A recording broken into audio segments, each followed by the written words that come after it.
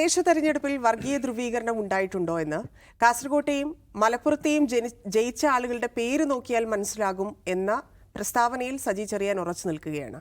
ഇന്നിപ്പോൾ കണക്കൊക്കെ വിശദീകരിച്ചുകൊണ്ട് അതിൽ തന്നെ ഉറച്ചു നിൽക്കുന്നു. മാത്രവുമല്ല, ആ കണക്കുകൾ വിശദീകരിക്കുന്നതിനിടയിൽ മാധ്യമപ്രവർത്തകരുടെ ചോദ്യത്തിന് ക്ഷുഭിതനായി ഉത്തരം പറയുന്ന സജി ചെറിയാനെയാണ് കാണുന്നത്. അപ്പോൾ ആ നിലപാടിൽ നിന്ന്, പ്രസ്താവനയിൽ നിന്ന് ഒരു മാറ്റവുമില്ല എന്നാണ് ഇന്നത്തെ പ്രതികരണത്തിൽ നിന്നും മനസ്സിലാകുന്നത്. ലീഗ് അതിന് മറുപടി നൽകിയിട്ടുണ്ട്. പി കെ കുഞ്ഞാലിക്കുട്ടി പറഞ്ഞു കേരളത്തിൽ അത് വിലപോവില്ല, കേരളം അതിനെ അങ്ങനെ കാണില്ല എന്നൊക്കെ പറയുന്നുണ്ട്. ആ രീതിയിൽ അതിനുള്ള പ്രതിഷേധങ്ങൾ, അതുമായി ബന്ധപ്പെട്ടുള്ള വിമർശനങ്ങൾ എല്ലാം ഉയർന്നു വരുന്ന സാഹചര്യവുമാണ്. അജിംസോ, ഈ കാർഡ് മാറ്റി മാറ്റി കളിച്ചതുകൊണ്ട് എന്താണ് ഇപ്പോൾ ഇടതിനൊരു ഗുണമുള്ളത്? ഞാൻ 2-3 ആഴ്ച ലീവായിരുന്നു. ആ ലീവായിരുന്ന 3 ആഴ്ച ഞാൻ ഒരു വാർത്തയും ശ്രദ്ധിച്ചിട്ടില്ല, ഒരു വാർത്തയും ഞാൻ കണ്ടിട്ടില്ല, ഒരു മന്ത്രിമാരുടെ പ്രസ്താവനയും വായിച്ചിട്ടില്ല, രാഷ്ട്രീയ നേതാക്കളുടെ പ്രസ്താവനകൾ വായിച്ചിട്ടില്ല, ഒന്നും അറിഞ്ഞിട്ടില്ല. എനിക്ക് കിട്ടിയൊരു മനസ്സമാധാനം വളരെ വലുതാണ്. എനിക്ക് തോന്നുന്ന ഒരു 1/4 നൂറ്റാണ്ടിനിടയ്ക്ക് എനിക്ക് ഉണ്ടായിട്ടുള്ള ഒരു മനസ്സമാധാനം, ഇത്രയും മനസ്സമാധാനമുള്ള ദിവസം ഉണ്ടായിട്ടില്ല. ഞാൻ തിരിച്ച് വീണ്ടും ജോലിക്ക് വന്നു തുടങ്ങിയപ്പോഴാണ് എനിക്ക് ഇതിൻ്റെ ഒരു പ്രശ്നം മനസ്സിലാവുന്നത്. അപ്പോൾ ഇതെനിക്ക് ദിവസവും ഇത്തരം കണ്ടൻറ്റുകൾക്ക് എക്സ്പോസ്ഡ് ആവുന്ന എനിക്ക് ഇത് ഇത്ര പ്രശ്നമാണെങ്കിൽ, ഒരു സാധാരണ മനുഷ്യൻ ഒരു ദിവസം കൺസ്യൂം ചെയ്യുന്ന ഇത്തരം കണ്ടൻറ്റുകൾ പച്ച വർഗീയത എന്നാണ്. ഒരുപക്ഷെ കേരള രാഷ്ട്രീയത്തിൻ്റെ ചരിത്രത്തിൽ ഒരു രാഷ്ട്രീയ പാർട്ടികളും, ഈവൻ BJP പോലും ഇത്രയും വർഗീയത പറഞ്ഞിട്ടുണ്ടാവില്ല. ഇത്ര കുറഞ്ഞ സമയത്തിനുള്ളിൽ ഇത്രയധികം വർഗീയത ഛർദ്ദിക്കുന്ന ഒരു കാലഘട്ടമേ ഉണ്ടായിട്ടുണ്ടാവില്ല. പച്ചയ്ക്ക് പറയുകയാണ്. മുമ്പൊക്കെ പൊതിഞ്ഞ് ഇൻഡയറക്റ്റൊക്കെ ആയിട്ടാണ് പറഞ്ഞുകൊണ്ടിരുന്നത്. ഇപ്പോൾ കേരളത്തിൽ രാഷ്ട്രീയം നോക്കുകയാണെങ്കിൽ കേരള രാഷ്ട്രീയത്തിൽ എല്ലാ കാലത്തും ഈ സാമുദായികത, വർഗീയത ഇതൊക്കെ ഉപയോഗിച്ചിട്ട് രാഷ്ട്രീയ നേട്ടം ഉണ്ടാക്കാനും വോട്ട് നേടാനും എല്ലാ രാഷ്ട്രീയ പാർട്ടികളും ശ്രമിച്ചിട്ടുണ്ട്. എല്ലാവരും ശ്രമിച്ചിട്ടുണ്ട് ആ കാലത്ത്. അപ്പോൾ പോലും അത് പറയുന്നതിനൊരു രീതി ഉണ്ടായിരുന്നു. അതായത് കേൾക്കുന്നവർക്ക് മനസ്സിലാവുന്ന രീതിയിൽ വളരെ ഇൻഡയറക്റ്റ് ആയിട്ടാണ് അത് പറഞ്ഞുകൊണ്ടിരുന്നത്. പക്ഷേ ഇന്നങ്ങനെയല്ല. ഇന്ന് പച്ചയ്ക്ക് പറയുകയാണ്. നമ്മൾ പച്ചയ്ക്ക്, ഇപ്പോൾ ഈ സോഷ്യൽ മീഡിയയിലൊക്കെ ചില ആളുകൾ പച്ചയ്ക്ക് പറയുന്നില്ലേ, അതുപോലെ മന്ത്രിമാർ, ഭരണകൂടമായിട്ട് സത്യപ്രതിജ്ഞ ചെയ്ത മന്ത്രിമാർ, MLA മാർ, പരിണതപ്രജ്ഞരായ രാഷ്ട്രീയ നേതാക്കൾ പച്ചയ്ക്ക് വർഗീയത പറയുകയാണ്. ഇത് നമ്മൾ മുമ്പ് പറഞ്ഞുകൊണ്ടിരുന്നതാണ്. വെള്ളാപ്പള്ളി നടേശൻ വർഗീയത പറയുന്നു, അദ്ദേഹം തുടർച്ചയായിട്ട് വർഗീയത പറയുന്നു പറഞ്ഞാൽ അതിൻ്റെ പാരഡിയായിട്ട്, അതിൻ്റെ പാരഡി പോലെ രാഷ്ട്രീയ നേതാക്കൾ വന്നിരുന്നു വർഗീയത പറയുകയാണ്. ഇത് കേരളത്തിൽ വലിയ അപകടമുണ്ടാകും. ഇതുണ്ടാക്കുന്ന അപകടങ്ങൾ ആർക്കൊക്കെയാണെന്ന് ചോദിച്ചാൽ, ഒന്ന്, കേരള സമൂഹത്തിൻ്റെ മൊത്തത്തിലുള്ള സെക്യുലർ ഫാബ്രിക്കിനെ പരിക്കേൽപ്പിക്കുക. അത് ഒന്ന്. 2, ഇത് പറയുന്ന ആ രാഷ്ട്രീയ നേതാക്കളുടെ പാർട്ടി ഉണ്ടല്ലോ.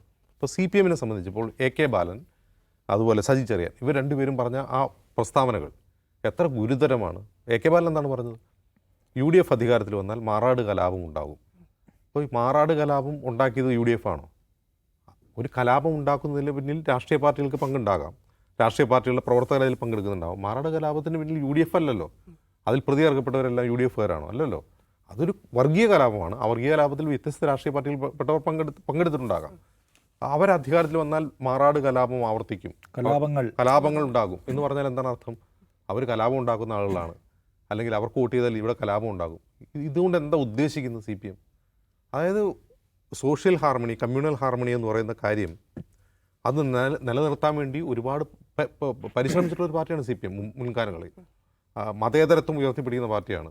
അതിൻ്റെ ഐഡൻറ്റിറ്റി തന്നെ, CPM എന്ന പാർട്ടിയുടെ കേരളത്തിലെ ഐഡൻറ്റിറ്റി തന്നെ സെക്യുലറിസമാണ്. സാമുദായികതയ്ക്കും വർഗീയതയ്ക്കുമെതിരെ നിരന്തരം പ്രചാരണം നടത്തുകയും ക്യാമ്പയിൻ ചെയ്തൊരു പാർട്ടിയാണത്.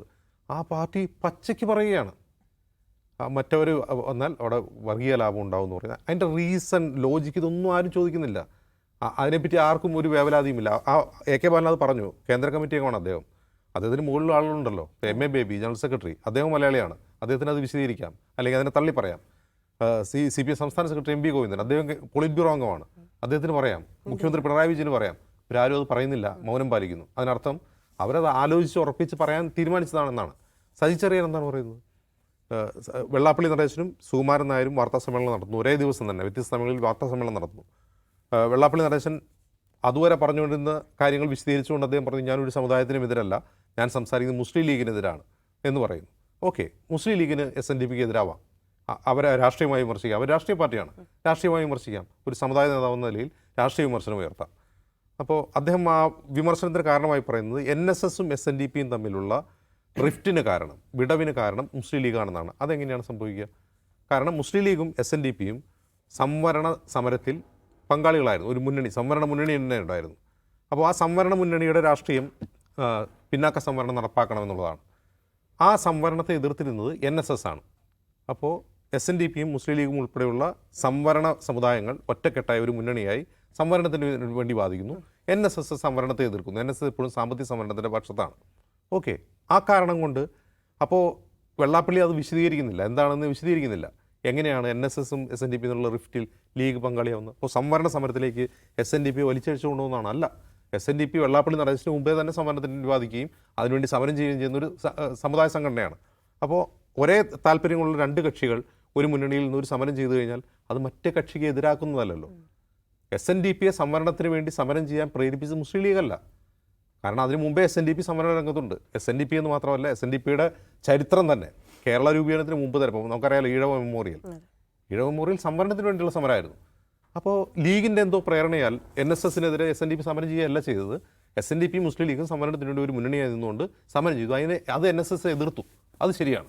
ഓക്കെ, അത് കഴിഞ്ഞ് ആ വാർത്താ സമ്മേളനം കഴിഞ്ഞ് NSS അത് കറക്റ്റായിട്ട് NSS general secretary Sukumaran Nair കൃത്യമായിട്ട് വിമർശിക്കുന്നുണ്ട്. വെള്ളാപ്പള്ളി നടേശൻ വർഗീയത പറയുന്നതല്ല, അദ്ദേഹം മുസ്ലിം ലീഗിനെ വിമർശിച്ചതാണ്. അതെന്തുകൊണ്ടാണ്? സംവരണത്തിന് വേണ്ടി സമരം ചെയ്തുകൊണ്ടിരുന്ന SNDP മുസ്ലിം ലീഗുമാണ്. SNDP ഇപ്പോൾ സംവരണം എന്ന ആവശ്യത്തിൽ നിന്ന് പിന്നോട്ട് പോയിരിക്കുന്നു. അപ്പോൾ എന്ത് ചെയ്യുന്നു? NSSഉം SNDPയും ഒരുമിക്കാൻ പോകുന്നു. SNDP NSS ഐക്യത്തെക്കുറിച്ചാണ് സംസാരിക്കുന്നത്. സംവരണത്തിന് വേണ്ടി ഇപ്പോഴും സംസാരിക്കുന്നത് മുസ്ലിം ലീഗ് മാത്രമാണ്. അതുകൊണ്ട് അദ്ദേഹം മുസ്ലിം ലീഗിനെ വിമർശിച്ചതാണെന്നാണ്. അതായത് വെള്ളാപ്പള്ളി നടേശൻ പറഞ്ഞ വർഗീയതയെ അത് വർഗീയമല്ലാതെ വ്യാഖ്യാനിക്കുകയാണ്. കൃത്യമായി ഫാക്ച്വലായി സംസാരിക്കുകയാണ് NSS ജനറൽ സെക്രട്ടറി ചെയ്യുന്നത്. ഫാക്ച്വലി അത് ശരിയാണ് അദ്ദേഹം പറയുന്നത്. പക്ഷെ വെള്ളാപ്പള്ളി നടേശൻ ഇത് പറഞ്ഞ തൊട്ടടുത്ത വായിൽ എന്താണ് പറയുന്നത്? കേരളത്തിൽ ക്രൈസ്തവർ മുസ്ലിങ്ങളെ ഭയന്നാണ് ജീവിക്കുന്നത്. ഇത് വെള്ളത്തിന് തീ പിടിക്കുന്ന വർഗീയതയാണ്. അത് നിങ്ങൾക്ക് ലീഗിനെതിരായിട്ടുള്ളതായിട്ട് കാണാൻ പറ്റില്ല. അത് ലീഗിനെതിരാവുന്നത് എങ്ങനെയാണ്? അതെങ്ങനെയാണ് ലീഗിനെതിരാവുക? അപ്പോൾ അതേക്കുറിച്ച് ഈ കേരളത്തിലെ ആഭ്യന്തര വകുപ്പ് ഭരിക്കുന്ന പാർട്ടിക്ക് ഒന്നും പറയാനില്ല. കാരണം ക്രൈസ്തവർ ആരെങ്കിലും പേടിച്ച്, മുസ്ലിങ്ങളെ മാത്രമല്ല ആരെങ്കിലും ഭയന്നാണ് കേരളത്തിൽ ജീവിക്കുക എന്നുള്ളത് കേരളത്തിലെ ആഭ്യന്തര വകുപ്പിൻ്റെ പരാജയമാണ്. അങ്ങനെ ഭയപ്പെട്ട് ജീവിക്കുന്നുണ്ടെങ്കിൽ, അങ്ങനെ ഒരു സമുദായവും ആരെയും ഭയപ്പെട്ട് ജീവിക്കേണ്ട അവസ്ഥ കേരളത്തിലില്ല എന്നെങ്കിലും പറയണ്ടേ? ആഭ്യന്തര വകുപ്പ് ഭരിക്കുന്ന പാർട്ടിയുടെ സെക്രട്ടറി പറയണ്ടേ? മുഖ്യമന്ത്രി പറയണ്ടേ? പാർട്ടി ജനറൽ സെക്രട്ടറി പറയണ്ടേ? മന്ത്രിമാർ പറയണ്ടേ? ഒരാളും മിണ്ടുന്നില്ല. അതിനർത്ഥം എന്താണ്? ഒരാൾക്കും അതിനെക്കുറിച്ചൊന്നും പറയാനില്ല. അതേക്കുറിച്ച് എന്തെങ്കിലും പറയുമ്പോൾ ഗോവിന്ദ മാസ്റ്റർ മിണ്ടാതിരിഞ്ഞു പോവുകയാണ്. അതേക്കുറിച്ച് ചോദിക്കുമ്പോൾ സജി ചെറിയാൻ കൂടുതൽ വർഗീയത പറയുകയാണ്. മലപ്പുറത്തും കാസർഗോഡും അവിടുത്തെ ഭൂരിപക്ഷ സമുദായത്തിൽ പെട്ടവരല്ലാത്ത ജനപ്രതിനിധികളുണ്ടോ എന്നാണ് ചോദിക്കുന്നത്. അവരുടെ പേര് നോക്കൂ, നിങ്ങൾക്ക് മനസ്സിലായി എന്ന് അദ്ദേഹം കൂടുതൽ വിശദീകരിച്ച് കുഴപ്പമില്ലാവാണ്.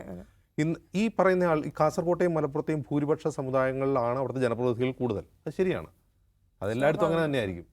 ഇത് മറ്റു ജില്ലകൾക്ക് ബാധകമല്ലേ? സജി ചെറിയാൻ്റെ ആലപ്പുഴയിൽ ബാധകമല്ലേ? ചെങ്ങന്നൂർ ബാധകമല്ലേ? കോട്ടയത്ത് ബാധകമല്ലേ? ഇടുക്കിയിൽ ബാധകമല്ലേ? പാലയിൽ ബാധകമല്ലേ? എല്ലായിടത്തും ബാധകമാണിത്.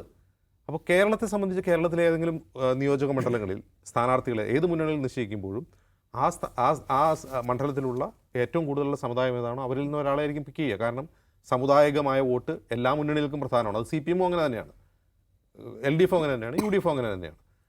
അവരായിരിക്കും കൂടുതൽ ആ ജില്ലയിൽ നിന്ന് വരിക. അപ്പോൾ ഇനി ജനസംഖ്യാനുപാതികമായ പ്രാതിനിധ്യമാണോ ലഭിക്കേണ്ടതെന്ന് ചോദിച്ചാൽ, ജനസംഖ്യാനുപാതികമായ പ്രാതിനിധ്യം നിയമസഭയിലോ തദ്ദേശ സ്വയംഭരണ സ്ഥാപനങ്ങളിലോ ഏതൊക്കെ സമുദായങ്ങൾക്ക് എത്രയുണ്ടെന്നുള്ള കണക്കെടുക്കണം. എന്നിട്ട് ആ കണക്കിൽ ഏതെങ്കിലും സമുദായങ്ങൾ പിന്നോക്കമാണെങ്കിൽ ഇനി മുതൽ രാഷ്ട്രീയ പാർട്ടികൾ അങ്ങനെ തീരുമാനിക്കണം, ഞങ്ങൾ കൃത്യമായ പ്രാതിനിധ്യം കൊടുക്കുന്നു, നിങ്ങളും അങ്ങനെ ചെയ്യണമെന്ന് UDFനെ വെല്ലുവിളിക്കണം. LDF ആദ്യം എന്ത് ചെയ്യണം? ഇന്ന സമുദായങ്ങൾക്ക് തദ്ദേശ സ്ഥാപനങ്ങളോ നിയമസഭയിലോ പാർലമെൻറ്റിലോ പ്രാതിനിധ്യം കുറവാണ്, ഞങ്ങൾ അടുത്ത തിരഞ്ഞെടുപ്പിൽ അവർക്ക് കൂടുതൽ പ്രാതിനിധ്യം കൊടുക്കാൻ ആഗ്രഹിക്കുന്നു, കൂടുതൽ സീറ്റ് അവർക്ക് കൊടുക്കുന്നു, അതുപോലെ ചെയ്യാൻ ധൈര്യമുണ്ടോ UDFന് എന്ന് LDF വെല്ലുവിളിക്കണം. അങ്ങനെയാണല്ലോ അത് ചെയ്യേണ്ടത്. അതാണല്ലോ സജി ചെറിയാൻ ചെയ്യേണ്ടത്. അതിന് പകരം തികച്ചും കമ്മ്യൂണലായി വെള്ളാപ്പള്ളി എന്താണോ പറഞ്ഞത് അതിൻ്റെ മറ്റൊരു പാരഡി പാടുകയാണ്. വെള്ളാപ്പള്ളി പറഞ്ഞതിൻ്റെ പാരഡി തന്നെയാണ് AK ബാലൻ പാടുന്നത്, അതേ പാരഡി തന്നെയാണ് സജി ചെറിയാൻ പറയുന്നത്. ഈ പാരഡികൾക്കും പക്കമേളങ്ങൾക്കും മൗനം പാലിക്കുന്നു മുഖ്യമന്ത്രിയും പാർട്ടി സംസ്ഥാന സെക്രട്ടറിയും എന്ന് പറഞ്ഞാൽ CPMൻ്റെ ചരിത്രത്തിൽ, കമ്മ്യൂണിസ്റ്റ് പാർട്ടികളുടെ ചരിത്രത്തിൽ ഒരു കാലത്തും ഉണ്ടാകാത്ത രീതിയിൽ പച്ചയ്ക്ക് വർഗീയത പറയുന്നതാണ് നമ്മൾ കേട്ടുകൊണ്ടിരിക്കുന്നത്. ഇത് വെള്ളാപ്പള്ളി പറയുന്നത് പോലെയല്ല മന്ത്രിമാർ പറയുന്നത്, AK ബാലൻ പറയുന്നത്. വെള്ളാപ്പള്ളി പറയുന്നത് വർഗീയതയാണ് എന്ന് പറയാൻ കുറച്ചധികം ആളുകളുണ്ട് ഇവിടെ. അവരുടെ ഈഴവ സമുദായത്തിൽ നിന്ന് വളരെ പ്രധാനപ്പെട്ട നേതാക്കൾ വന്ന് അതിനെ തള്ളി പറഞ്ഞിട്ടുണ്ട്. എന്ന് മാത്രമല്ല, ജനങ്ങൾക്ക് അത് എന്താവില്ല, വെള്ളാപ്പള്ളി നടേശനെ പോലുള്ള ആളത് പറയുമ്പോൾ ജനങ്ങൾക്ക് അത് ഇൻഫ്ലുവൻസ് ചെയ്യില്ല. അങ്ങനെയല്ല ഒരു മന്ത്രിമാർ പറയുമ്പോൾ. മന്ത്രിമാർ വർഗീയത പറയുമ്പോൾ എന്താ വിചാരിക്കുക? ഇത് ശരിയാണെന്ന് ആളുകൾ വിചാരിക്കും, ഇതൊരു പ്രശ്നമാണല്ലോ എന്ന് ആൾക്ക് തോന്നും, അത് ഇൻഫ്ലുവൻസ് ചെയ്യും. അവരുടെ CPMൻ്റെ പാർട്ടി അണികളെ പോലും ഇൻഫ്ലുവൻസ് ചെയ്യും. CPMൻ്റെ പാർട്ടി അണികൾ പോലും സോഷ്യൽ മീഡിയയിൽ ഈ പറയുന്നതൊക്കെ ന്യായീകരിച്ച് അതിന് വ്യാഖ്യാനിച്ചുകൊണ്ടിരിക്കുകയാണ്. അപ്പോൾ ഇത് കേരളത്തെ എങ്ങോട്ടാണ് കൊണ്ടുപോകുന്നത് എന്നുള്ളൊരു ആലോചനയുണ്ട്. അവിടെയാണ് ഇതിനെതിരെയുള്ള ശബ്ദങ്ങൾ ഉയരേണ്ടതുണ്ട്. ഇപ്പോൾ കേരളം നേരിടുന്ന ഒരു പ്രശ്നം ഞാൻ പലവട്ടം മുമ്പ് പറഞ്ഞിട്ടുണ്ട്. കഴിഞ്ഞ 10 വർഷമായിട്ട് കേരളത്തിൽ ഇത്തരം വർഗീയ പരാമർശം നടത്തുന്നവരെ തിരുത്തുന്ന ടവറിങ് പേഴ്സണാലിറ്റീസിൻ്റെ ഒരു അഭാവം കേരളത്തിലുണ്ട്. കേരളത്തിലെ സാഹിത്യ നായകന്മാർ, സാംസ്കാരിക നായകന്മാർ, സിവിൽ സൊസൈറ്റി അംഗങ്ങൾ മുമ്പ് അങ്ങനെ ആയിരുന്നില്ല. ഇത്തരം വർഗീയ പരാമർശങ്ങൾ ആരെങ്കിലും ചെയ്താൽ അതിനെ തിരുത്തുകയും അതിനെതിരെ ശക്തമായ നിലപാടെടുക്കുകയും ചെയ്യുമായിരുന്നു. അതിൽ രാഷ്ട്രീയം നോക്കിയിട്ടല്ല. ഇന്ന് അങ്ങനെയുള്ള ആളുകളില്ല. മിണ്ടുന്നില്ല ആരും. ആളുകൾക്ക് ഭയമാണ്. ആളുകൾക്ക് ഇപ്പോൾ ഒരു ഉദാഹരണം പറഞ്ഞാൽ, ഇന്നാണ് സച്ചിദാനന്ദൻ്റെ ആത്മകഥാ പ്രകാശനം നടന്നത് കൊച്ചിയിൽ. ഞാൻ ഇന്ന് പ്രതീക്ഷിച്ചത് സച്ചിദാനന്ദൻ അതിനെതിരെ ഒരു വാക്ക് സംസാരിക്കുന്നതാണ്. അദ്ദേഹം മറ്റു പല കാര്യങ്ങളും സംസാരിച്ചു. ആരും മിണ്ടുന്നില്ല. ഇന്ന് ലീലാവതി ടീച്ചർ ഇന്ന് രാഹുൽ ഗാന്ധിയുടെ ഒരു ചടങ്ങിൽ പങ്കെടുക്കുന്നുണ്ട്. ആ ചടങ്ങിൽ വെച്ച് ലീലാവതി ടീച്ചറെങ്കിലും അതിനെക്കുറിച്ച് പറയുമെന്ന് ഞാൻ വിചാരിച്ചു. അങ്ങനെയുള്ള ആളുകൾ പറഞ്ഞു കഴിഞ്ഞാൽ ഈ ജനങ്ങളെ കൂടുതൽ സ്വാധീനിക്കും. അത് ഒരു സാഹിത്യകാരന്മാരും ഒന്നും മിണ്ടുന്നില്ല, ഒരു സാംസ്കാരിക നായകരും ഒന്നും മിണ്ടുന്നില്ല, ആരും തിരുത്തുന്നില്ല. ഇനി ഇതിൻ്റെ എന്താണ് പ്രധാനപ്പെട്ട ഇരയായി മാറുന്ന രാഷ്ട്രീയ പാർട്ടിയാണ് മുസ്ലിം ലീഗ്. ഈ പറയുന്ന വർഗീയത പോട്ടെ, ഫാക്ച്വലി തെറ്റായിട്ടുള്ള കാര്യങ്ങൾ ഇവരെല്ലാം പറഞ്ഞുകൊണ്ടിരിക്കുകയാണ്. മുസ്ലിം ലീഗ് അതിനെ ഇഗ്നോർ ചെയ്യാനാണ് തീരുമാനിച്ചിട്ടുള്ളത്. ഞങ്ങളതിന് മറുപടി പറയുന്നില്ല. ഇതിന് മറുപടി പറയേണ്ടതുണ്ട്. ഇതിന് മുസ്ലിം ലീഗ് തന്നെ മറുപടി പറയേണ്ടതുണ്ട്. അവരെയാണ് ആക്രമിക്കുന്നതിൽ അവർ മറുപടി പറയേണ്ടതുണ്ട്. അവർ വിചാരിക്കുന്നത് അതിന് മറുപടി പറയുന്ന ഒരു ടാറ്റിലൂടെ ഇത് കമ്മ്യൂണലി ഫ്ലെയിം അപ്പ് ചെയ്യും, അത് കൂടുതൽ ഡാമേജ് ഉണ്ടാക്കുമെന്നാണ്. അങ്ങനെ കമ്മ്യൂണലി ഫ്ലെയിം അപ്പ് ചെയ്യും എന്ന് കരുതി മിണ്ടാതിരുന്നാൽ ഇതിങ്ങനെ തുടർന്നുകൊണ്ടിരിക്കും. അടുത്ത അസംബ്ലി തെരഞ്ഞെടുപ്പ് വരെ ഇത് തുടർന്നുകൊണ്ടേയിരിക്കും. ഇത് അവസാനിപ്പിക്കേണ്ടതുണ്ട്. ഇപ്പോൾ ഞാൻ നോക്കുമ്പോൾ ഇതിൽ കൃത്യമായ നിലപാട് സ്വീകരിക്കാൻ അതിൻ്റെ ഉറക്കെ സംസാരിക്കുകയും ചെയ്യുന്നത് വി ഡി സതീശൻ മാത്രമാണ്. സതീശൻ എന്താ പറയുന്നത്? വർഗീയത ആരും പറയാൻ പാടില്ല. അത് ന്യൂനപക്ഷമായാലും ഭൂരിപക്ഷമായാലും പറയാൻ പാടില്ല. വർഗീയതയ്ക്കെതിരെ നിലപാട് സ്വീകരിച്ചതിൻ്റെ പേരിൽ മുന്നിൽ നിന്ന് വെട്ടേറ്റ് വീണാലും അത് വീരോചിത മരണമായി കാണും എന്നാണ്. അതൊരു വാക്ക് തന്നെ. അതിപ്പോൾ ഇന്ന് അദ്ദേഹം പറയുന്നതല്ല, മുമ്പും അദ്ദേഹം പറഞ്ഞിട്ടുള്ള കാര്യമാണ്. അങ്ങനെ പറയണമെങ്കിൽ രാഷ്ട്രീയമായ ഒരു ആർജവം വേണം. ഒന്ന്. രണ്ടാമത്തെ കാര്യം, ജനങ്ങൾ എന്ത് ചിന്തിക്കുന്നു എന്നതിനെക്കുറിച്ചുള്ള ബോധം വേണം. ജനങ്ങൾ എന്ത് ചിന്തിക്കുന്നു, ജനങ്ങൾ എങ്ങനെയാണ് ഇത്തരം പ്രസ്താവനകളോട് റിയാക്ട് ചെയ്യുന്നതെന്ന് മനസ്സിലാക്കുന്ന രാഷ്ട്രീയ നേതാക്കൾക്ക് ശക്തമായ നിലപാട് സ്വീകരിക്കാൻ കഴിയും. ഇത് ജനങ്ങൾ യഥാർത്ഥത്തിൽ വില വയ്ക്കുന്നില്ല ഈ വാക്കുകളെ. ജനങ്ങൾ ഈ കമ്മ്യൂണലി ലോഡഡ് ആയിട്ടുള്ള സ്റ്റേറ്റ്മെൻറ്റുകൾ ജനങ്ങൾക്ക് സ്വാധീനിക്കുന്നില്ല എന്ന് മാത്രമല്ല, മുൻപൊക്കെ ഈ ഇത്തരം സാമുദായിക സംഘടനകൾ പറഞ്ഞാൽ അവർക്കൊരു വോട്ട് ബാങ്ക് ഉണ്ടായിരുന്നു. ഇപ്പോൾ NSS ആവട്ടെ, SNDP ആവട്ടെ, അല്ലെങ്കിൽ മുസ്ലിം മത സമുദായ സംഘടനകളാവട്ടെ, ക്രൈസ്തവ സഭകളാകട്ടെ, അവർക്കൊരു വോട്ട് ബാങ്ക് ഉണ്ടായിരുന്നു. അവർ പറയുന്നിടത്ത് ഈ പാർട്ടി നമ്മുടെ സമുദായത്തെ ആക്രമിക്കുകയാണ്, അല്ലെങ്കിൽ നമ്മുടെ താല്പര്യങ്ങൾക്കെതിരാണ് ഈ പാർട്ടിയുടെ നിലപാടെന്ന് സമുദായ നേതാക്കന്മാർ പറഞ്ഞാൽ അത് കേട്ട് വോട്ട് ചെയ്തിരുന്ന ആളുണ്ടായിരുന്നു. ഇന്ന് അങ്ങനെയല്ല. കാരണം മുൻകാലങ്ങളിൽ ജനങ്ങൾക്ക് ഈ രാഷ്ട്രീയത്തെക്കുറിച്ചുള്ള ഇൻഫർമേഷൻസ് കുറവായിരുന്നു. എന്താണ് അണിയറയിൽ നടക്കുന്നത്, എന്താണ് അരമന രഹസ്യങ്ങൾ, ഇത് അവരുടെ സമുദായ നേതാക്കളോ മറ്റാരെങ്കിലും പറയുമ്പോഴാണ് അവർക്ക് മനസ്സിലാവുക. ഇന്നങ്ങനെയല്ല. ഒരു രാഷ്ട്രീയ പാർട്ടി എടുക്കുന്ന നയങ്ങൾ, പോളിസികൾ, നടപടികൾ ഇത് ജനങ്ങളെ എങ്ങനെ സ്വാധീനിക്കും, അതിനെ കമ്മ്യൂണലായി എങ്ങനെ സ്വാധീനിക്കും, സാമുദായികമായി എങ്ങനെ സ്വാധീനിക്കും എന്നൊക്കെ ജനങ്ങൾ നല്ല ഉത്ബുദ്ധരാണ്. അവർക്കറിയാം ഇതെന്താണ് സംഭവിച്ചുകൊണ്ടിരിക്കുന്നത് എന്നുള്ളത്. അത് ജനങ്ങൾ എന്ത് ചിന്തിക്കുന്നു എന്ന് മനസ്സിലാക്കുന്നവർക്ക് ഇതിനെതിരെ നടപടി സ്വീകരിക്കാൻ കഴിയും. എനിക്ക് തോന്നുന്നു വി ഡി സതീശൻ അത് മനസ്സിലാക്കിക്കൊണ്ടാണ് കുറച്ചുകൂടി ശക്തമായ സ്റ്റാൻഡ് എടുക്കുന്നത് എന്നെനിക്ക് തോന്നുന്നു. അതും ഒരു തെരഞ്ഞെടുപ്പിന് മാസങ്ങൾക്ക് മുമ്പ് അത്രയും ശക്തമായ ഏതെങ്കിലും സമുദായ സംഘടനകൾക്കെതിരെ ഈ ഒരു തെരഞ്ഞെടുപ്പ് കാലത്ത് ഇത്രയും ശക്തമായ നിലപാട് സ്വീകരിച്ച രാഷ്ട്രീയ നേതാവ് വേറെ ഇല്ല. തീർച്ചയായിട്ടും സതീശൻ്റെ നിലപാട് അഭിനന്ദനാർഹമാണ്. മറ്റൊരു കാര്യം, CPM മനസ്സിലാക്കേണ്ടത്, CPM ഒരിക്കലും ചെയ്യാത്ത, CPM മുമ്പും ഇത്തരത്തിലുള്ള സാമുദായികമായ സമവാക്യങ്ങൾ രാഷ്ട്രീയ നേതൃത്വത്തിൽ ഉപയോഗിച്ചിട്ടുണ്ട്, ഇല്ല എന്നല്ല. പക്ഷേ ഇങ്ങനെ പച്ചയ്ക്ക് വർഗീയത പറയുന്നവരെ പിന്തുണയ്ക്കുന്ന സ്വന്തം മന്ത്രിസഭയിലെ അംഗങ്ങളെ കൊണ്ട് ഈ വർഗീയത പറയിപ്പിക്കുന്ന ഒരു നിലപാട് CPM സ്വീകരിച്ചാൽ അത് CPMന് തന്നെ അപകടകരമാണ്. അതിൻ്റെ കാരണം, ഈ ഏതെങ്കിലും കമ്മ്യൂണിറ്റിക്കെതിരെ ഒരു മന്ത്രിസഭയിലെ അംഗങ്ങൾ പറയുമ്പോൾ ആ പാർട്ടിയിലും ആ കമ്മ്യൂണിറ്റിയിൽപ്പെട്ട ആളുകളുണ്ടല്ലോ, അവരും ഉത്ബുദ്ധരാണല്ലോ, അവർക്കും ഇത് മനസ്സിലാവുമല്ലോ. ഇത് പറയുന്നത് ലീഗിനെയല്ല, ഇത് ലീഗിനെയല്ല എന്ന് CPMൽ അണിചേർന്നിട്ടുള്ള ലക്ഷക്കണക്കിന് മുസ്ലിം സമുദായങ്ങൾ അവർക്കും മനസ്സിലാവുമല്ലോ. ഇത് അവരെങ്ങനെയായിരിക്കും ഈ പാർട്ടിയെ കാണുക? അവർ അടുത്ത തെരഞ്ഞെടുപ്പിൽ ഈ പാർട്ടിയോട്, ഈ മുന്നണിയോട് എന്ത് നിലപാട് സ്വീകരിക്കുന്നുള്ള അവർ ചിന്തിക്കണ്ടേ? യഥാർത്ഥത്തിൽ അതിനപ്പുറം ഏറ്റവും അവസാനമായി പറയാനുള്ളത്, ഇതിൻ്റെ ആത്യന്തിക ഗുണഭോക്താക്കൾ കമ്മ്യൂണിസ്റ്റ് പാർട്ടികളല്ല, CPM അല്ല, LDF അല്ല എന്നെങ്കിലും മനസ്സിലാക്കണ്ടേ? ഇതിൻ്റെ ആത്യന്തിക ഗുണഭോക്താക്കൾ അപ്പുറം നിൽക്കുകയാണ്. അവരൊരു മേജർ പ്ലെയറായി മാറാൻ പോവുകയാണ്. മുമ്പ് പല ഉത്തരേന്ത്യൻ സംസ്ഥാനങ്ങളിലും നമ്മൾ കണ്ടിട്ടുള്ള രീതിയിലുള്ള വോട്ട് ഷിഫ്റ്റ് വരാൻ അതിന് കാരണമാകും. ഇത് തങ്ങളെ തന്നെ തകർക്കുന്ന നടപടിയാണെന്ന് കുറഞ്ഞ പക്ഷം ആ പാർട്ടിയിലെ അണികളെങ്കിലും മനസ്സിലാക്കി അവരുടെ നേതൃത്വത്തിൽ തിരുത്തേണ്ട അവസാന സമയമാണ് എന്നാണ് എനിക്ക് തോന്നുന്നത്. നേരത്തെ ആജിംസ് പറഞ്ഞു മറ്റേ കേന്ദ്ര കമ്മിറ്റി അംഗമല്ലേ AK ബാലൻ, മുൻ കേന്ദ്ര കമ്മിറ്റി അംഗം. അപ്പം AK ബാലന് ശേഷം ഇപ്പോൾ സജി ചെറിയാനും ഇത് തുടങ്ങുമ്പം അത് ഒരു തരത്തിലും ഗുണം ചെയ്യില്ലെന്ന് പാർട്ടിക്ക് ബോധ്യമില്ലാതിരിക്കില്ല. പക്ഷേ എന്തുകൊണ്ടായിരിക്കും അത് തുറന്നു പറയാൻ? ഇന്നിപ്പോൾ CPM സെക്രട്ടറി പോലും ഒരു തരത്തിലും അതിനോട് പ്രതികരിക്കില്ല എന്ന് പറഞ്ഞുകൊണ്ട് അങ്ങ് മാറി പോവുകയാണ്. അത് തിരിച്ചടിയാവുന്ന തിരിച്ചറിയാഞ്ഞിട്ടാണ്. അത് ശരിക്കും പറഞ്ഞാൽ എനിക്ക് CPM-ൻ്റെ പ്ലാൻ മനസ്സിലാവുന്നില്ല കേട്ടോ. എൻ്റെ ആ കാര്യത്തിലുള്ള അജ്ഞത തുറന്നു പറയാൻ എനിക്കൊരു ഈഗോയും ഇല്ല. എന്ത് പ്ലാൻ വെച്ചിട്ടാണ് ഇങ്ങനെ പറഞ്ഞുകൊണ്ടിരിക്കുന്നത്? കാരണം കഴിഞ്ഞ കുറേ തെരഞ്ഞെടുപ്പുകളായി നമ്മൾ പലകുറി ഇവിടെ പറഞ്ഞ പോലെ കഴിഞ്ഞ കുറേ തെരഞ്ഞെടുപ്പുകളായി സെയിം സ്ട്രാറ്റജി അവർ ഉപയോഗിച്ചുകൊണ്ടിരിക്കുന്നു. അതിൻ്റെ ഗുണഫലമൊന്നും അവർക്ക് കിട്ടുന്നില്ല. ഉപതെരഞ്ഞെടുപ്പിൽ അവർ വലിയ തോൽവി വാങ്ങുന്നു. തദ്ദേശത്തിൽ അവരൊരിക്കലും പ്രതീക്ഷിക്കാത്ത വലിയ തിരിച്ചടി അവർക്കുണ്ടാകുന്നു. തദ്ദേശത്തിൽ അവർ മാക്സിമത്തിൽ പറഞ്ഞതാണെന്ന് ഓർക്കണം. നിലമ്പൂരിൽ അവർ പറഞ്ഞത് കേരളത്തിലെ ഒരു മുസ്ലിം സംഘടന പഹൽഗാം ആക്രമണത്തെ പിന്തുണച്ചു എന്നാണ്. ഏറ്റവും അപകടകരമായ വ്യാജ വംശീയത അവർ പറഞ്ഞു.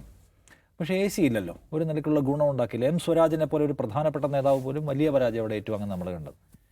അപ്പോൾ പ്രതിഫലിക്കാത്ത ഒന്ന്, തദ്ദേശത്തിൽ പോലും പ്രതിഫലിക്കാത്ത ഒന്ന്, തദ്ദേശത്തിൽ സാധാരണ നിലയ്ക്ക് അവർക്ക് എഡ്ജ് കിട്ടുന്ന തെരഞ്ഞെടുപ്പാണല്ലോ, എന്ത് വലിയ രാഷ്ട്രീയ സന്ദർഭം ആയിരിക്കുമ്പോഴും. എന്നിട്ടും പിന്നെയും അവരെന്തിനാണ് ഇത് പറയുന്നതെന്ന് എല്ലാവർക്കും, സാമാന്യ രാഷ്ട്രീയ ബോധ്യമുള്ള മനുഷ്യന്മാർക്കെല്ലാം സംശയം തോന്നും. ഏശാത്ത ഒരു സംഗതി പിന്നെയും എന്തിനാണ് പറയുന്നത്? അപ്പോൾ പലതരത്തിലുള്ള തിയറീസ് അവിടെ ആപ്ലിക്കബിൾ ആണ്. അതിലേക്ക് പോകുന്നതിന് മുമ്പേ ഇപ്പോൾ ഇവർ ഈ പറഞ്ഞുകൊണ്ടിരിക്കുന്ന കാര്യങ്ങൾ എടുത്തിട്ട് ഇപ്പോൾ സജി ചെറിയാൻ പറഞ്ഞത്, അല്ലെങ്കിൽ ബാലൻ പറയാണ് UDF ജയിച്ചാൽ ജമാഅത്തെ ഇസ്ലാമിക്കാർ അവിടെ ആഭ്യന്തരമന്ത്രിയാവും. നമുക്കതിന് ലോജിക്കൊക്കെ എടുത്തു വേണേൽ പരിശോധിക്കാം. എങ്ങനെയാണ് ജമാഅത്തെ ഇസ്ലാമി? അവർക്ക് അവർ മെമ്പറോ അസോസിയേറ്റ് മെമ്പറോ ഒന്നും അല്ലല്ലോ. പിന്നെ അവരെങ്ങനെയാണ്? അവർക്ക് ജയിച്ച MLA ഉണ്ടാവണ്ടേ, എന്നാലേ അവർക്ക് ആഭ്യന്തര വകുപ്പ് കടക്കാൻ പറ്റൂ. അത് കഴിഞ്ഞ് ആഭ്യന്തര വകുപ്പിൽ അവർക്ക് എങ്ങനെയാണ് സ്വാധീനം ചെലുത്താൻ പറ്റുക? ഇതിന് മുമ്പ് CPM-ഉമായിട്ട് അവർക്ക് ബന്ധമുണ്ടായിരുന്ന കാലത്ത് അവർ ആഭ്യന്തര വകുപ്പ് ഭരിച്ചുകൊണ്ടിരുന്ന അവരാണോ? ഈ തരത്തിലുള്ള ക്വസ്റ്റ്യൻസ് ഇപ്പം സജി ചെറിയാൻ പറഞ്ഞ പോലെ മലപ്പുറത്തും കാസർഗോഡും ജയിക്കുന്ന ആളുകൾ അതിൻ്റെ കണക്കൊക്കെ എടുത്തു. അതിൽ കാര്യം എന്താണെന്ന് ഞാൻ ചോദിക്കുന്നത്. അതിൻ്റെ അങ്ങനെ ഡിസക്ട് ചെയ്യേണ്ട കാര്യം എന്താണ്? അപ്പോൾ നരേന്ദ്രമോദി തെരഞ്ഞെടുപ്പ് കാലത്ത് പ്രസംഗിക്കും, ഞങ്ങൾ ജയിച്ചിട്ടില്ല എങ്കിൽ നുഴഞ്ഞു കയറ്റക്കാരായ മനുഷ്യർ നിങ്ങളുടെ കെട്ടുതാരി വരെ പൊട്ടിച്ചുകൊണ്ട് പോകാൻ പോവാണ് എന്ന് ഭീതിപ്പെടുത്തും. അപ്പോൾ നമ്മൾ പോയിട്ട് ഇല്ല, കെട്ടുതാരി ആരും കൊണ്ടുപോകാൻ പോകുന്നില്ല, നുഴഞ്ഞു കയറ്റക്കാരില്ല എന്നൊക്കെ പറയുന്ന വ്യക്തി എന്താണ്? മോദി വർഗീയത പറയാണ്. വർഗീയത എന്ന് പറഞ്ഞാൽ ബേസ്ലെസ് ആയ കാര്യങ്ങളാണ് വർഗീയതയ്ക്കായി ഏറ്റവും കൂടുതൽ ഉപയോഗിക്കപ്പെടുക. ഇന്ത്യയിൽ ലോകത്ത് ഏറ്റവും കൂടുതൽ വ്യാജ തെറ്റായ ഇൻഫർമേഷൻസ് പ്രധാന ആളുകൾ തന്നെ പ്രചരിപ്പിക്കുന്ന സ്റ്റേറ്റായിട്ട് ലോകം മാർക്ക് ചെയ്തിട്ടുള്ള സ്ഥലമാണ് ഇന്ത്യ. അതിൽ നമ്മൾ യോഗി ആദിത്യനാഥിനെയും അല്ലെങ്കിൽ ഇപ്പോൾ BJP-യുടെ പല മുഖ്യമന്ത്രിമാരെയും ഹിമന്ത ബിശ്വ ശർമ്മയും മോദിയെയും അമിത്ഷായും ഒക്കെയാണ് കണ്ടിരുന്നതെങ്കിൽ കേരളത്തിൽ ആൾക്കാർ കൂടി അതിൽ വന്നിരിക്കുന്നു. ഇപ്പോൾ ഏറ്റവും അവസാനം ഹെയ്റ്റ് ലാബ് പുറത്തുവിട്ട ഒരു കണക്ക് പ്രകാരം ഏറ്റവും കൂടുതൽ വെറുപ്പ് പ്രസംഗിച്ചവരിൽ ഇപ്പോഴും ഉള്ളത് ഉത്തരേന്ത്യയിലെ ഒരു മുഖ്യമന്ത്രിയാണ്. അടുത്ത തവണ ഹെയ്റ്റ് ലാബിൻ്റെ റിപ്പോർട്ട് പുറത്തു വരുമ്പോൾ ഏറ്റവും കൂടുതൽ ഹെയ്റ്റ് പ്രചരിപ്പിച്ചവരിലെ പ്രധാന സ്ഥാനികരുടെ കണക്കെടുക്കുമ്പോൾ അതിൽ AK ബാലനെയും സജി ചെറിയാനെയും ഒക്കെ കാണാൻ പറ്റും. അപ്പോൾ ഇന്ത്യയിലെ സാഹചര്യത്തെക്കുറിച്ച് അവർ പറയുന്നത്, ഹെയ്റ്റ് ലാബ് ഒരു NGO ആണ്, അവർ പറയുന്നത് ഇന്ത്യയിൽ വെറുപ്പും വിദ്വേഷവും പ്രചരിപ്പിക്കുന്നത് ഭരണകൂട പ്രധാനികളായ ആളുകളാണ് അതിൻ്റെ മുന്നിൽ നിൽക്കുന്നത് എന്നാണ്. അത് വസ്തുതാപരമാണ്, നമുക്കിപ്പോൾ ബോധ്യപ്പെട്ടു. അതൊരു നോർത്ത് ഇന്ത്യൻ കഥ മാത്രമല്ല. ഇവിടെ ഭരണകൂടത്തിൻ്റെ ആളുകളായ പ്രധാനപ്പെട്ട ആളുകൾ എങ്ങനെ വെറുപ്പ്, വംശീയത എന്നിവ പ്രചരിപ്പിച്ച് നേട്ടം കൊയ്യാം എന്നാലോചിക്കുകയാണ്. അപ്പോൾ ഏറെയും കുറഞ്ഞൊക്കെ പറയും. പാർട്ടി ആ കാര്യത്തിൽ എടുക്കുന്ന തീരുമാനം എന്ന് വെച്ചാൽ CPIM എടുത്ത തീരുമാനം, നമ്മൾ ഇത്തവണ ഉദ്ദേശിക്കുന്നത് ഒരു കൺസോളിഡേഷനാണ്, ഒരു ഹിന്ദു മെജോറിറ്റി കൺസോളിഡേഷനാണ് നമ്മൾ ഉദ്ദേശിക്കുന്നത്. അതിനനുസരിച്ചാണ് നമ്മുടെ തെരഞ്ഞെടുപ്പ് മുദ്രാവാക്യങ്ങൾ ആൻഡ് സ്ട്രാറ്റജീസ് നമ്മൾ ബിൽഡ് ചെയ്തിട്ടുള്ളത്. അപ്പോൾ അതെല്ലാവർക്കും ആ സന്ദേശം കൊടുത്തിരിക്കുന്നു. AK ബാലനിലും ആ സന്ദേശം കിട്ടി, സജി ചെറിയാനിലും കിട്ടി. അവരവരുടെ പരിജ്ഞാനത്തിൻ്റെ അളവ് വെച്ചിട്ട് ആ സാധനം എടുത്ത് വീശുകയാണ്. മുഖ്യമന്ത്രി കുറച്ചുകൂടി മോഡറേറ്റ് ആയിട്ടുള്ള ഭാഷയിൽ പറയും, അല്ലെങ്കിൽ തൊട്ടു താഴെയുള്ള MB ഗോവിന്ദൻ കുറച്ചുകൂടി സൈദ്ധാന്തികത്തിൻ്റെ ഫ്ലേവറിൽ പറയും. സജി ചെറിയാൻ അദ്ദേഹത്തിൻ്റെ അഭിപ്രായം അദ്ദേഹത്തിന് അറിയാവുന്നവർ പറയും. ഭരണഘടനയിൽ മതേതരത്വം എന്ന് പറഞ്ഞാൽ കുന്തവും കുടച്ചൊക്കെ ഉണ്ടെന്ന് പറഞ്ഞ ആളാണ് അദ്ദേഹം. ആ നിലവാരത്തിൽ അദ്ദേഹത്തിൻ്റെ കയ്യിൽ കിട്ടിയിട്ടുള്ള ടൂൾ ഉപയോഗിക്കുകയുള്ളൂ. അപ്പോൾ അദ്ദേഹം മലപ്പുറത്തെ പറയും, കാസർഗോഡിനെ പറയും, ഇനി അപ്പുറം കിടന്ന് അതിനപ്പുറം എന്തും പറയും. AK ബാലനും അങ്ങനെയാണ്. AK ബാലൻ എന്ന് വെച്ചാൽ CPM-നേക്കാൾ വലുതാണ് പിണറായി വിജയൻ. അതിനേക്കാൾ വലുതാണ് പിണറായി വിജയൻ്റെ മകൾ T വീണ എന്ന് വിചാരിച്ച് സമീപകാലത്ത് പ്രവർത്തിച്ചുകൊണ്ടിരുന്ന ഒരു CPM നേതാവാണ്. അപ്പോൾ അദ്ദേഹത്തിൻ്റെ നിലവാരത്തിലാണ് അദ്ദേഹത്തിൻ്റെ കയ്യിൽ കിട്ടിയ ടൂൾ ഉപയോഗിക്കുക. ഓരോരുത്തരും അവരോട് കയ്യിൽ കിട്ടിയ ടൂൾ ഓരോ നിലയ്ക്ക് ഉപയോഗിക്കുന്നതാണ് കാണുന്നത്. എന്തായാലും ടൂൾ ഉപയോഗിക്കാൻ അവർ തീരുമാനിച്ചിട്ടുണ്ട് എന്നതാണ് വസ്തുത. ആ ടൂൾ ഉപയോഗിക്കുന്നതിൻ്റെ ഇമ്പാക്റ്റ് ഏരിയ ഏതൊക്കെയാണെന്ന് ചോദിച്ചാൽ അത് CPM-ന് എന്തായാലും ഗുണമൊന്നും കാണുന്നില്ല. ഗുണം ഉണ്ടാക്കാൻ പറ്റിയ കുറേ ആൾക്കാർ അപ്പുറത്ത് രാജീവ് ചന്ദ്രശേഖരൻ്റെ നേതൃത്വത്തിൽ പണിയെടുക്കുന്ന കാണുന്നുണ്ട്. നോക്കൂ, BJP എന്ന് പറഞ്ഞ പാർട്ടി നമുക്കറിയാം. ആ പാർട്ടിയും രാജീവ് ചന്ദ്രശേഖരനും ഇങ്ങോട്ട് ഇറങ്ങി വന്നിട്ട് കേരളത്തിൽ മുസ്ലിങ്ങളെല്ലാം കൊണ്ടുപോവുകയാണ്, മുസ്ലിങ്ങൾ കേരളത്തിനെതിരാണ്, ഹിന്ദുക്കൾക്കെതിരാണെന്ന് പറഞ്ഞാൽ ജനം അത് വിശ്വസിക്കത്തില്ല. അങ്ങനെ വിശ്വസിക്കത്തില്ല എന്ന് പറയാൻ കാര്യം BJP ഒരു വർഗീയ സ്വഭാവമുള്ള, വർഗീയ കാർഡ് നിരന്തരം ഇറക്കുന്ന പാർട്ടിയാണ്. ജനം അതിനെക്കുറിച്ച് കാണുന്നുണ്ട്. ജനത്തിന് ആ തരത്തിലൊരു മുൻവിധി അതിനെക്കുറിച്ചുണ്ട്. CPM അങ്ങനല്ല. CPM-ൻ്റെ പാരമ്പര്യവും പശ്ചാത്തലവും അതല്ല. CPM-ന് കേരളത്തിൽ വലിയ ഒരു നെറ്റ്വർക്കുണ്ട്, വലിയ തോതിൽ ഗ്രൗണ്ട് ടച്ച് ഉണ്ട്. ആ പാർട്ടി കേരളത്തിലൊരു വിശ്വാസ്യതയുണ്ട്.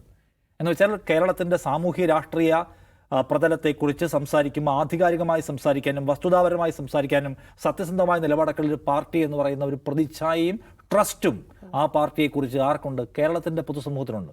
ആ പാർട്ടി ഒരു കാര്യം പറഞ്ഞിറങ്ങുമ്പോൾ ജനത്തിന് അല്ലെങ്കിൽ കൊള്ളയുടെ പല സ്ഥലത്തും അതുവരെ കൊണ്ടേക്കും. ഇന്ന് കൊണ്ടുവന്നിരിക്കും, നാളെ കൊള്ളില്ല, മറ്റന്നാൾ കൊള്ളും, ഡാം ഷുവർ. അപ്പോൾ CPM ഇപ്പോൾ തീരുമാനിച്ചിരിക്കുന്നത് BJP പറഞ്ഞാൽ ഏശാത്ത ഒരു കാര്യം, നമ്മുടെ ട്രസ്റ്റും നമുക്കുള്ള സ്വീകാര്യത വെച്ച് ഞങ്ങൾ ചെയ്തു തരാം എന്ന് പറഞ്ഞിരിക്കുകയാണോ? നിങ്ങൾ പറഞ്ഞാൽ നിങ്ങൾക്ക് കിട്ടാൻ പോകുന്നില്ല വോട്ട്, ഞങ്ങൾ പറഞ്ഞു തരാം. അപ്പോൾ നിങ്ങൾക്ക് ഒരു കൂട്ടം ഇത് കിട്ടുമല്ലോ. അത് വിളിച്ച് നിങ്ങൾ നിങ്ങളുടെ നമ്പറുമായിട്ട് അങ്ങോട്ട് മാറും, ഞങ്ങൾ ഞങ്ങളുടെ നമ്പർ അങ്ങോട്ട് എടുക്കും, അവരങ്ങോട്ട് എടുക്കും. മൊത്തം കണക്ക് കൂട്ടുമ്പോൾ ഒരു നാരോ എഡ്ജിൽ അവരങ്ങ് പോയിക്കോളും. ഇതാണ് പ്ലാൻ. അല്ലേ പിന്നെ എന്താണ് കാര്യം? അല്ലേ പിന്നെ ഈ പറഞ്ഞതിനൊക്കെ ഗുണം ഇവർക്ക് കിട്ടുന്നുണ്ട്, ഇവരതിൻ്റെ തുടർച്ച ഉറപ്പാക്കുന്നത് നമുക്ക് കാണാൻ പറ്റും. അല്ലെ പിന്നെ എന്തിനാ ഇത് പറയുന്നത്?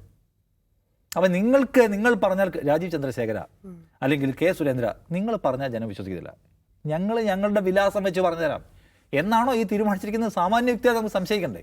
അല്ല, ഈ പറഞ്ഞുകൊണ്ടിരിക്കുന്ന കാര്യങ്ങൾ മുഴുവൻ ഇപ്പം കാസർഗോഡ് ജില്ലാ പഞ്ചായത്തിൽ മുസ്ലിം ലീഗിനാണ് നേട്ടം എന്ന് പറയാം. കാസർഗോഡ് ജില്ലാ പഞ്ചായത്തിൽ പിന്നെ കഴിഞ്ഞ വർഷം ഇവർക്കായിരുന്നു നേട്ടം. കാസർഗോഡ് ജില്ലാ പഞ്ചായത്ത് വെച്ചാൽ മുസ്ലിം ലീഗ് എന്ന് പറഞ്ഞ കേരളത്തിലെ ഒരു രാഷ്ട്രീയ പാർട്ടിയുടെ സ്ട്രോങ് ഹോൾഡാണ്. അവിടെ അവരെ ജയിക്കുള്ളൂ. ഇവർക്ക് സ്ട്രോങ് ഹോൾഡാണല്ലോ. ആന്തൂരിൽ ഒരു തദ്ദേശ സ്ഥാപനമുണ്ട്, അവരെ ജയിക്കുള്ളൂ, വേറെ ആരും ജയിക്കൂ. അത് ഓരോ രാഷ്ട്രീയ പാർട്ടികളുടെ സ്ട്രോങ് ഹോൾഡ് ഏരിയാസ് ആണ്. അപ്പോൾ ആന്തൂരിൽ ജയിച്ച ആളുകളുടെ മുഴുവൻ മതം എടുത്ത് നോക്കിയിട്ട് CPM എന്നുള്ള പേരങ്ങോട്ട് വെട്ടുക, അവിടെ ജയിച്ച ആൾക്കാർ മുഴുവൻ മതം എടുക്കുക, അല്ലെങ്കിൽ അവരുടെ പേര് വെച്ചിട്ട് അവരുടെ മതം കണക്ക് കൂട്ടിയിട്ട് അവിടുത്തെ ജനസംഖ്യ വെച്ചിട്ട് നോക്കൂ അവിടെ ജയിച്ചത് ഹിന്ദുക്കൾ മാത്രമാണ് എന്ന് പറയുന്നത് വല്ല യുക്തിയുണ്ടോ? അവിടെ CPM ആളെ നിർത്തി CPM-കാരൻ്റെ ആൾക്കാർ ജയിച്ചു. മറ്റിടത്ത് മുസ്ലിം ലീഗിൻ്റെ സ്ട്രോങ് ഹോൾഡാണ്, മുസ്ലിം ലീഗ് ആൾക്കാർ നിർത്തി ജയിച്ചു, അവരവിടെ ജയിക്കുള്ളൂ. കഴിഞ്ഞ തവണ ഒന്നേ ഉണ്ടായിരുന്നു, ഇത്തവണ 2 സ്വതന്ത്ര കൂളി ജയിച്ചെന്ന് എനിക്ക് തോന്നുന്നു. അതല്ല യാഥാർത്ഥ്യം. മലപ്പുറത്ത് മുസ്ലിം ലീഗിൻ്റെ സ്ട്രോങ് ഹോൾഡ് ഏരിയയാണ്, അവിടെ അവർ ജയിക്കുന്നു. അപ്പോൾ അങ്ങനെ എല്ലാ തവണ അങ്ങനെയാണ്. ഇത്തവണ മാത്രം എന്താണ് നോക്കൂ, അതിൻ്റെ കണക്കെടുത്ത് നോക്കൂ എന്ന് പറയാൻ തോന്നുന്നതിൻ്റെ കാര്യം എന്താണ്? അപ്പോൾ സാധാരണയായ ഒരു സംഗതിയെ എടുത്തുകൊണ്ടുവന്ന് അതിന് വർഗീയതയുടെ ടച്ച് ഫ്ലേവറൊക്കെ കൊടുത്ത് വീണ്ടും അവതരിപ്പിക്കുകയാണ്. അങ്ങനെ ഓരോ സ്ഥലത്തും ജയിച്ചിട്ടുള്ള ആളുകളെ എടുത്തുകൊണ്ട് വന്നിട്ട് അവിടുത്തെ മതവും അവിടുത്തെ ഡെമോഗ്രഫിയും നോക്കി അവതരിപ്പിക്കാൻ നോക്കി ഈ കേരളത്തിന് നിക്കക്കളി ഉണ്ടാവും തന്നെയാണ്. അപ്പോൾ എന്താ സംഭവിക്കുമെന്ന് ചോദിച്ചാൽ, കേരളത്തോട് സതീശൻ പറഞ്ഞൊരു വാചകം വളരെ പ്രധാനപ്പെട്ട ഒന്നാണ്. അത് ഞാൻ പലതവണ പറഞ്ഞിട്ടുണ്ട്. അതായത് ഈ കേരളം എന്ന് പറയുന്നത് നാളെയും ബാക്കി ഉണ്ടാവേണ്ട ഒരു സ്ഥലമാണ്. ഈ കേരളം ഇന്ത്യ എന്ന് പറയുന്ന രാജ്യത്തെ കംപ്ലീറ്റ് വംശീയതയിലേക്ക് വലിച്ചു കുത്തിയിടാൻ നോക്കുമ്പോൾ നമ്മൾ ബദലായി നിൽക്കുന്ന ഒരു സംസ്ഥാനമാണ്. കേരള മോഡൽ എന്ന് നമ്മൾ പറയുന്ന സംഗതി എന്താണ്? അത് നമ്മൾ സ്കൂളും കോളേജും ആശുപത്രിയും മാത്രം ഉണ്ടാക്കിയതല്ല.